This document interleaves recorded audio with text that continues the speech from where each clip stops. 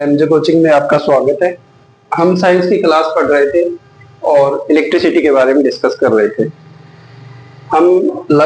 हमने लाइट इसके बारे में पढ़ा था, इलेक्ट्रिसिटी के बारे में, इलेक्ट्रिसिटी की डेफिनेशन पढ़ ली, पोटेंशियल डिफरेंस की डेफिनेशन पढ़ ली।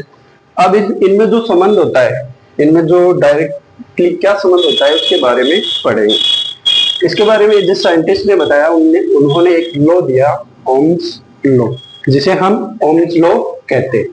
इसने क्या किया, ओम्स ने क्या कहा कि अगर किसी वायर या किसी कंडक्टर की फिजिकल प्रॉपर्टीज अगर हम कांस्टेंट रखें यानी स्थिर रखें और उसमें इलेक्ट्रिसिटी फ्लो करे, तो इनके सिरों पे जो पोटेंशियल डिफरेंस क्रिएट होता है वो इनके डायरेक्टली प्रोपोर्शनल टू होता है।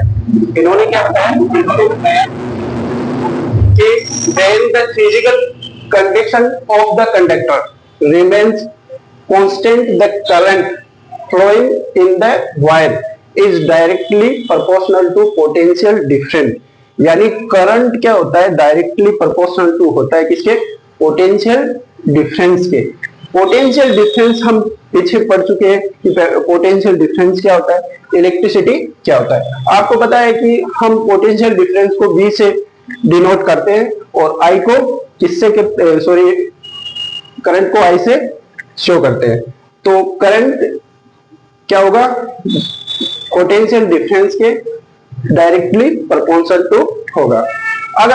अगर मैं यहां R को ले आऊं V के इक्वल, तो क्या होगा, R V बराबर IR हो जाएगा।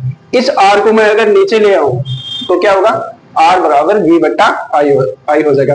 R यहाँ क्या है, R यहाँ कांस्टेंट है और इसको हम रेजिस्टेंस कहते हैं। अगर हम V और I को ग्राफ के रूप में शो करें तो हमें एक सीधी रेखा या सीधी लाइंस प्राप्त होती है जो ये शो करती है कि करंट इसके प्रोपोर्शनल टू होता है किसके, V के। ठीक है, आई होप आपको मेरा ओम्स लॉ है जो समझाया मैंने समझ में आया होगा। अगर आपको ये ओम्स लॉ समझ में आया तो आप इसको ज्यादा से ज्यादा शेयर कीजिए और सब्सक्राइब कीजिए चैनल को और आगे बढ़े। साइंस के ऐसे मजेदार टॉपिक्स जानने के लिए आप इसको सब्सक्राइब कर